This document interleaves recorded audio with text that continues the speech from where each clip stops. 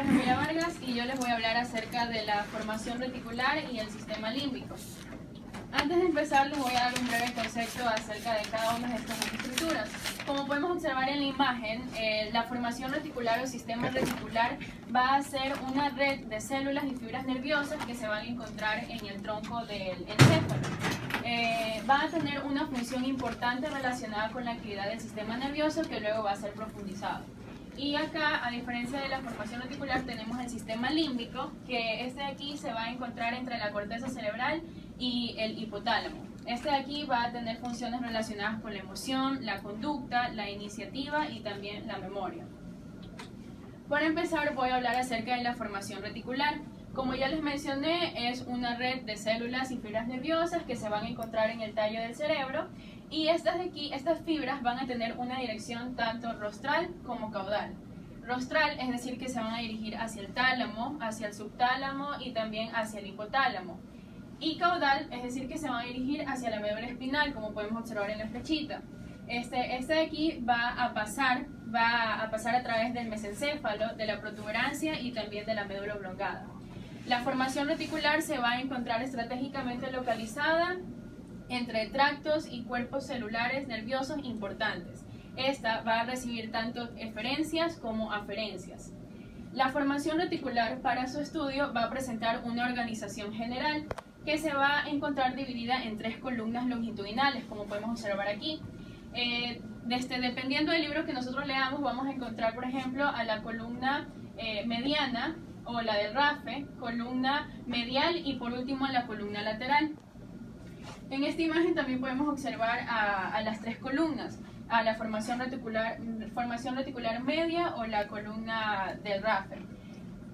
Es la que está ahí señalando. Esa de ahí, a diferencia de las demás, va a contener células que van a tener tamaño intermedio. Y todos esos núcleos de esas neuronas se las va a denominar como núcleos del RAFE. ¿Y qué son núcleos del RAFE? Son aquellas que van a tener la fuente principal de proyecciones serotoninérgicas. Como podemos observar en esta imagen, aquí está la serotonina y en toda esta se va a encontrar aquellas células que van a secretar este neurotransmisor. Como ya mencioné, es una sustancia química y se va a encargar de mantener el equilibrio del estado de ánimo de una persona, principalmente. Si es que existe un déficit de este neurotransmisor, la persona puede caer en una depresión. La que sigue es la formación reticular paramediana, o como dice en el libro, columna medial. Este de aquí va a contener células de tamaño grande, a diferencia de las demás. Estas células se van a dividir en 2, en gigantocelulares y magnocelulares. Las gigantocelulares se van a encontrar en la porción inferior de la médula oblongada y en la porción inferior de la protuberancia y en la porción superior de la médula oblongada. Y solamente las gigantocelulares se van a encontrar en la médula oblongada. Se menciona también que esta formación reticular paramediana, va a tener netamente un sistema eferente. O sea que de aquí van a pasar todas las vías eferentes. Y por último tenemos a la columna lateral. Esa columna lateral va a tener, a diferencia de las otras, células pequeñas. Estas células pequeñas que se van a encontrar en la columna lateral se las denomina como neuronas parvocelulares. Además, se menciona que toda esa columna lateral va a tener una naturaleza mayoritariamente sensitiva. Se dice también que ahí va a recibir fibras, como ya mencioné, sensitivas y también de sentidos especiales, como por ejemplo fibras de la vía acústica, fibras de la vía visual, olfatoria, vestibular, etc. También cabe recalcar que se han hecho experimentos de localización citoquímica. Pero ¿por qué se hicieron estas técnicas? Se las realizaron para poder encontrar grupos que tengan altamente un orden de células que contengan neurotransmisores. Como ya mencioné, la primera columna iba a contener serotonina, que se va a encontrar en los núcleos del RAFE del mesencéfalo, puente y la médula oblongada. También está la dopamina, que se va a encontrar únicamente en el tegmento del mesencéfalo. La noradrenalina se va a encontrar en todo el tallo cerebral, y la adrenalina, que va a ser escasa y únicamente se va a encontrar en la médula oblongada. En esta imagen podemos observar diferentes proyecciones de estos neurotransmisores. En la primera imagen, la que está allá, podemos observar a todo el núcleo del RAFE, a la primera columna, la columna mediana. Entonces podemos observar que aquellas que se encuentran en el mesencéfalo se van a proyectar hacia todos los hemisferios cerebrales, como podemos observar ahí. Las que se van a encontrar en la mitad del tallo cerebral se van a ramificar en el cerebelo y también en parte del tallo cerebral. Y las que se van a encontrar en la médula oblongada se van a dirigir hacia la médula espinal.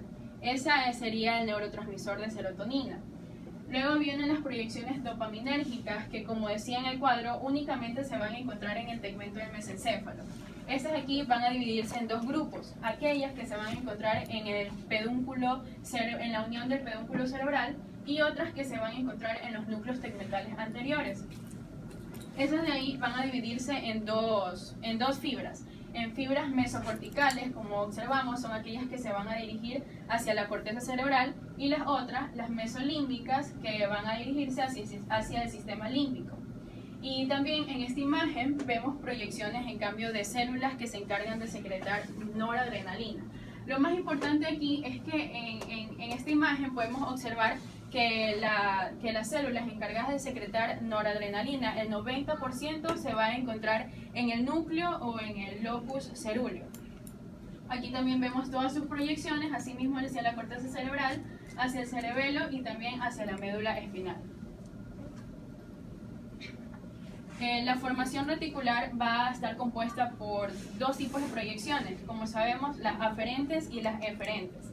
Las aferentes van a ser múltiples y estas van a nacer desde la médula, que van a surgir los fascículos espinoreticulares, también fascículos espinotalámicos y el lemnisco medial. Otras que van a nacer desde los núcleos de los pares craneales y va a estar implicado, o sea, van a estar en relación con las vías vestibulares, acústicas y visuales. Otras que van a nacer desde el cerebelo y surgen las vías cerebelo-reticular, y otros tractos aferentes importantes que nacen desde el área subtalámica, desde el hipotálamo, desde el núcleo, del tálamo, del cuerpo estriado, del sistema límbico, también desde la corteza motora primaria del lóbulo frontal y también la corteza somestésica del lóbulo parietal. Todas esas son las proyecciones aferentes. Y también tenemos proyecciones eferentes. Las proyecciones eferentes son aquellas que van a extenderse hacia el tronco del encéfalo y hacia la médula espinal. Van a dirigirse hacia los núcleos motores de los pares craneales y astas anteriores de la médula espinal. Otras que se van a extender más hacia abajo, hacia la eferencia simpática y parasimpática craniosacra del sistema nervioso autónomo. Este de aquí es importante porque va a ayudar, porque después le voy a explicar una función que va a estar implicada con ese tipo de eferencia parasimpática. Y también se van a extender hacia el cuerpo estriado, cerebelo, núcleo rojo, la sustancia negra del mesencéfalo, el techo, los núcleos del tálamo, subtálamo y el hipotálamo. Bueno, como nosotros ya tenemos una idea de que la formación reticular va a estar compuesta de múltiples conexiones aferentes y eferentes, podemos entender que esta va a tener muchas funciones. La primera va a ser el control del músculo esquelético, que se va a dividir en varios puntos. La formación reticular va a estar implicada, o sea, va a estar en relación porque va a ayudar a modular el tono muscular y también la actividad refleja. Además, ayuda en lo que es la inhibición recíproca. ¿Y a qué nos referimos con inhibición recíproca? Como por ejemplo, en esta imagen podemos observar que un músculo flexor se contrae y los músculos extensores se relajan. Por ejemplo, en este caso el flexor sería el bíceps y el extensor que se relaja va a ser el tríceps. Entonces, esta sería una inhibición recíproca. En esta función también va a estar relacionada la formación reticular. Otra función es el mantenimiento del tono de los músculos antigravitatorios. ¿Por qué? Porque la formación reticular también va a estar relacionada con el aparato vestibular del oído interno y también con los fascículos vestíbulo-espinales. Otra es el control de los músculos respiratorios, porque también la formación reticular va a estar en relación con los centros respiratorios que se van a encontrar en el tallo cerebral, porque como mencioné, la formación reticular se va a encontrar localizada en esa región, y también va a ayudar a controlar los músculos de la expresión facial. La formación reticular únicamente va a participar cuando es que existe una situación de emoción, sonrisa, o cuando una persona se ríe por alguna situación o un chiste, digamos. Entonces, el control motor de todos los músculos que se van a encontrar en esta región va a depender de la formación reticular que se va a encontrar a ambos lados del encéfalo.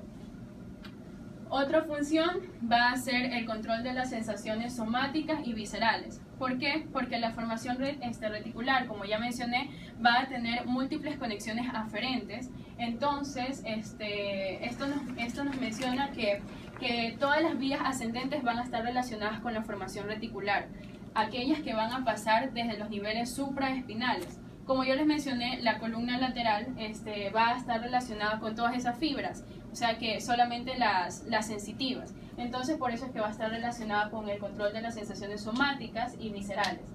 Además, se dice que la formación reticular va a estar relacionada con un mecanismo conocido como el mecanismo de la compuerta o la puerta de entrada. ¿Y a qué se refiere nosotros conocemos cuáles son las vías ascendentes que se van a encontrar en la médula espinal. Y esta de aquí va a tener estaciones neuronales, que son de primer, segundo y tercer orden. Entonces, a medida que va entrando la transmisión sensitiva, va a estar relacionado con el mecanismo de compuerta, es decir, el control de la percepción del dolor. Se refiere al grado de libertad de transmisión sináptica sensitiva que va a ir desde una estación neuronal a otra. Luego tenemos otra función que es el control del sistema nervioso autónomo, en el cual se va a encontrar implicado dos tipos de proyecciones eferentes, que son las retículos medulares y las retículos espinales, las cuales van a ayudar a controlar este sistema nervioso autónomo desde la corteza cerebral, el hipotálamo y los núcleos subcorticales, hasta la eferencia simpática y parasimpática craniosacra del sistema nervioso autónomo, como les mencioné anteriormente. Y para poder entender esta función, vamos a poner el ejemplo de los controles vesicales de nivel superior, es decir, el centro de control de la micción. ¿Dónde se va a encontrar localizado? Se va a encontrar localizada exactamente en la formación reticular paramediana o en la columna medial. Ahí se va a encontrar este centro de micción. Entonces, como yo mencioné, en esta formación reticular, en esta columna, va a tener células que son grandes. Y por lo tanto va a tener axones largos que se van a dirigir hacia segmentos medulares, que dice aquí S2 y S4, para finalmente poder inervar por medio de los nervios periféricos a la vejiga. Otra es que la formación reticular también va a influir tanto directa como indirectamente en el control del sistema nervioso endocrino, y de aquí va a ayudar a controlar la actividad de la hipófisis.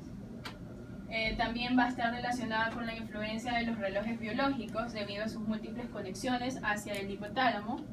Y también el más importante, que es el conocido como SARA, que es el sistema activador reticular ascendente, por lo cual indica que la formación reticular va a estar en relación con la vigilia y también con los niveles de conciencia. ¿Y por qué es que esta va a estar en relación con la vigilia y con los niveles de conciencia? Por sus múltiples conexiones y porque la transmisión sensitiva va a tener que ser canalizada estrictamente por la formación reticular. O sea, todas esas transmisiones sensitivas van a pasar por la formación reticular y luego van a dirigirse hacia la corteza cerebral. Ahora voy a hablar acerca del sistema límbico. ¿Hay alguna pregunta con respecto al sistema activador reticular? El sistema reticular, como ustedes pueden ver, es un sistema, de verdad, el término está bien utilizado, es un sistema de núcleos que está dispuesto, si ustedes lo ven, está a todo lo largo del tronco cerebral. Y si ustedes así lo analizan, se van a dar cuenta que este sistema reticular cumple con integrar diferentes centros del sistema nervioso para realizar funciones muy primitivas, muy instintivas, que permiten al ser humano poder vivir. Ustedes no ven que haya conexiones cognitivas, de pensamiento, de memoria, o de movimientos voluntarios, o de visión o todas las áreas corticales de las cuales hemos hablado, sino que está hablando más de sistemas vegetativos, sistemas de liberación de neurotransmisores, mantenimiento de la vigilia, liberación hormonal, y son elementos que tienen diferentes formas de manifestarse, como por ejemplo una risa o la felicidad. Es algo que no solamente comprende movimientos de la cara, sino que tiene otro tipo de reacciones de satisfacción, también reacciones de insatisfacción, reacciones de alegría. Entonces, todo eso es integrado en diferentes estaciones del sistema nervioso por medio de este sistema sistema reticular. Como su nombre lo indica, es como una red que está diseminada sobre todo a lo largo del tronco cerebral. Y como ustedes vieron, integra porciones biencefálicas, telencefálicas, es decir, hemisferios cerebrales, los integra también. Todo el tronco, incluso la médula, es un integrador de centros, ¿sí? De centros de los cuales hemos ido viendo paso por paso, armando el rompecabezas. Bueno, ahora tenemos un sistema que los pone en conjunción para que puedan realizar funciones muy complejas. Son reacciones complejas que requieren diferentes tipos de acciones. Ya les digo, no solamente son movimientos, sino que aparte de los movimientos tenemos reacciones autónomas, reacciones esfinterianas, reacciones emotivas, piloerección, sensación de felicidad, movimientos faciales, movimientos de las extremidades. Todo eso se da por estos sistemas, que son comandados por las diferentes columnas, la de Rafe, la mediana y la lateral, y todos los neurotransmisores que pueden intervenir, dependiendo de qué columna es la que más se manifiesta.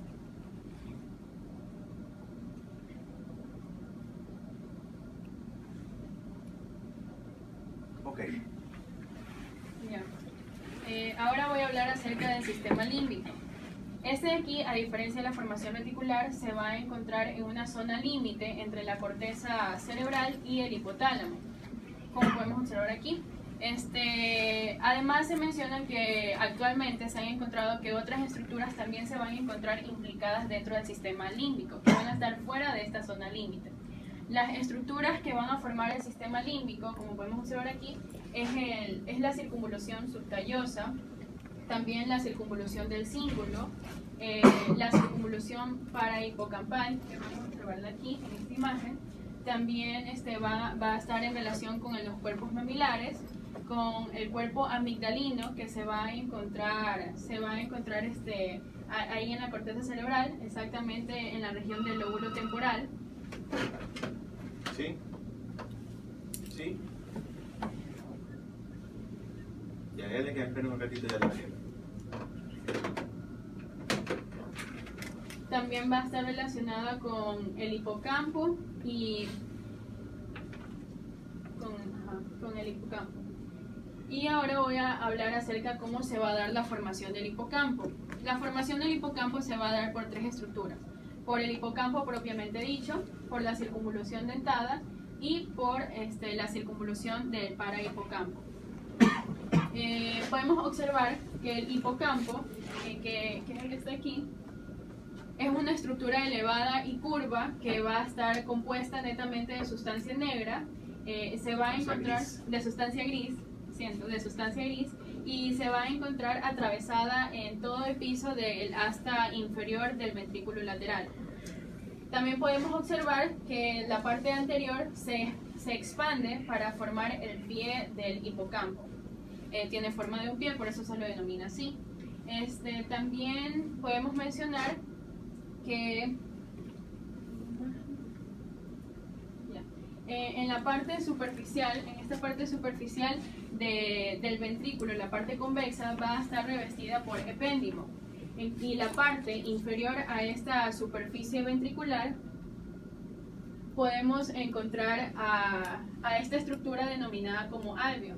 El alveo es una fina capa de sustancia blanca, la cual se va a encontrar formada por fibras por fibras que van a provenir del hipocampo. Y luego todas estas fibras van a converger medialmente para formar la fimbria, como podemos observar ahí. Es la fibra. Ajá. Aquí la fibra se ve. Esto es axial, ¿no? Sí. Esta representación de aquí es este corte coronal. Efectivamente es un corte coronal del hipocampo que tiene esta disposición. ¿Sí? Entonces aquí está la fibra. Es la siguiente.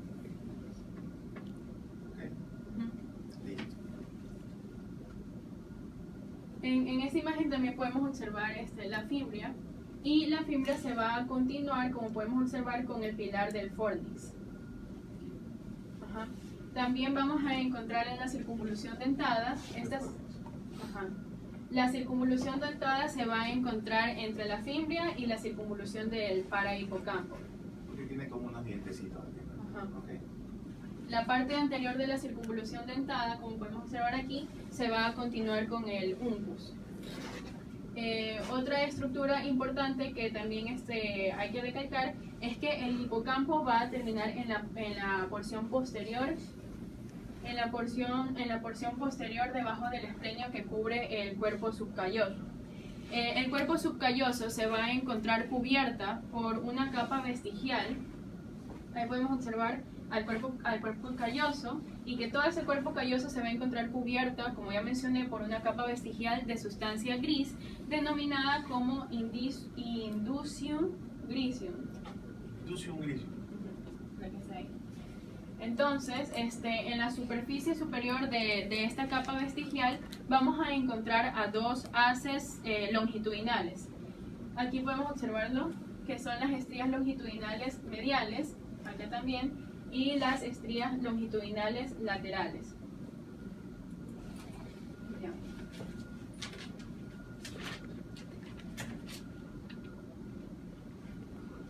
El cuerpo amigdalino. El cuerpo amigdalino va a tener la apariencia de una pequeña almendra. Este de aquí se va a fusionar con la punta de la cola del núcleo caudado. Este cuerpo amigdalino se va a encontrar formado por un complejo de grupos nucleares que se van a dividir en dos grupos.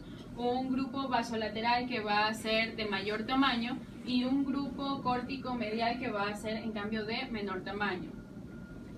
El sistema límbico va a tener vías de conexión, que van a ser el alveo, que ya sabemos que es una fina capa de sustancia gris proveniente de las fibras que se originan del hipocampo. También está la fimbria, fornix, el fascículo mamilotalámico que podemos observar aquí.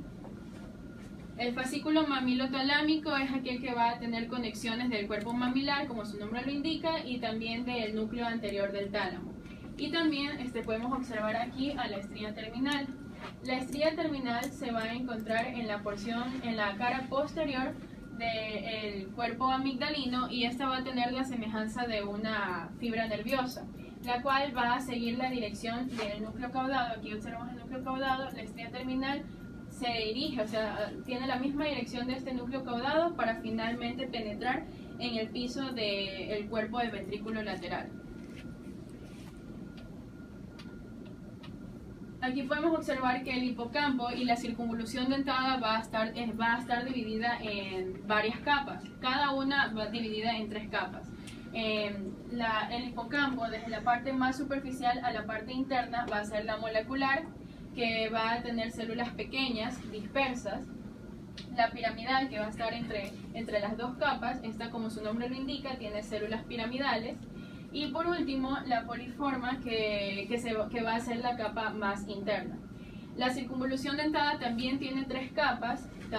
La diferencia aquí es que en vez de existir una capa piramidal, se la denomina como la capa granular. Podemos observar aquí la diferencia de toda esa capa, y va a tener células redondeadas y ovoideas, las cuales sus axones van a hacer sinapsis con las dendritas que se van a encontrar con las células piramidales del hipocampo. El sistema límbico también va a tener conexiones aferentes y eferentes. Las conexiones aferentes son aquellas fibras que surgen de las circunvoluciones del cíngulo, de los núcleos septales, del hipotálamo, del área entorrinal o también conocida como las cortezas que van a estar relacionadas con el área olfatoria, el inducium gricium, las circunvoluciones dentadas y también del parahipocampo. Y las conexiones eferentes van a ser 5. Las fibras que se dirigen desde la zona posterior hacia la comisura anterior, primero para penetrar en el cuerpo mamilar, otras para terminar en los núcleos anteriores del tálamo, otras para penetrar en el tegmento del mesencéfalo. Van a haber también fibras eferentes que se dirigen desde la zona anterior a la comisura anterior para terminar en los núcleos septales, en el área preóptica lateral y en la parte anterior del hipotálamo. Y por último, las fibras que se unen en la estría medular del tálamo. Y lo último sería las funciones del sistema límbico. El sistema límbico va a tener diferentes funciones y todo esto va a depender de la estructura que nosotros estemos hablando. Por ejemplo, si hablamos del hipotálamo, indicaremos que aquí va a influir mucho en los aspectos de la conducta emocional y también reacciones particulares como el miedo, el disgusto y también el comportamiento sexual. Se menciona también que si existe un... Bueno, vamos a hablar acerca del hipocampo. El hipocampo, en cambio, aquí va a estar en relación con la conversión de la memoria reciente y también a largo plazo. Si es que existe una lesión en el hipocampo, va a existir una afección conocida como la amnesia anterógrada, que es, como ya lo mencioné, una lesión en el hipocampo que va a afectar al paciente de almacenar... Pero ya está listo para firmar. Sí, ya está. Yo le firmo. ¿Tú me firmas? Sí, sí. Después ya mismo veo. ¿Ya? ¿A qué hora terminamos? Unos 5 minutos. Ya listo. Ya. Para almacenar memorias de largo plazo. Lo único que aquí no afecta son las memorias pasadas antes de la afección, antes de que exista la lesión. Y si hablamos por ejemplo, la amígdala, son aquellas que se encargan netamente de las emociones y las conductas, y también el sistema límbico va a estar responsable de funciones metabólicas como la regulación térmica, funciones vegetativas, reproductivas, como ya mencioné, comportamiento sexual, y las funciones de supervivencia, emociones, sentimientos, etc. Gracias. Ok, muy bien. Quedó muy claro, yo creo que quedó muy claro el sistema límbico y la formación reticular. A la larga ya son sistemas integrados de diferentes partes. Ustedes hasta hace unas dos clases estaban viendo el sistema nervioso desde un punto de vista muy anatómico, ortodoxo. Ahora ya están viendo sistemas integradores de diferentes partes. Entonces, por ejemplo, en el sistema límbico ustedes ven que hay formaciones temporales, formaciones talámicas, formaciones de la fibria, formaciones del lóbulo frontal, circunvolución del cíngulo. Están integradas directamente también con el tronco cerebral y con liberación de diferentes neurotransmisores para cumplir con estas funciones complejas de las cuales habíamos hablado cuando estábamos hablando del sistema reticular, ¿no? Un sistema reticular que a la larga es un integrador. Este es un sistema más circunscrito, más definido, en el cual están todos los procesos emotivos, todos los procesos emocionales, procesos de memoria de corto y largo plazo, en los que tiene mucho que ver la parte hipocámpica y amigdalina. Sin embargo, también hay una liberación de transmisores e impulsos nerviosos a través de toda esta área parahipocámpica, de la fimbria, de los cuerpos mamilares, en conexión con los trígonos olfatorios y porciones frontales basales, que se van a activar dependiendo de la función que queramos en ese momento. Igual son procesos que toman milisegundos y que traen como consecuencia diferentes reacciones, ¿no? El hipotálamo encargado de emociones y conducta, y también tiene funciones metabólicas, la regulación de la temperatura, funciones vegetativas y funciones reproductivas, ¿sí? Funciones de supervivencia, miren todo con lo que tiene que ver el sistema límbico, emociones, ira, odio, miedo, pasión, tristeza, memoria, muy importante, ¿sí? El hipotálamo, homeostasis del organismo y desarrollo neuroendocrino y control autónomo, y la amígdala, emociones y conducta. y en el hipocampo está la memoria. Esas son las funciones, ¿sí? No sé si tienen alguna duda en lo que hemos visto hoy. ¿No?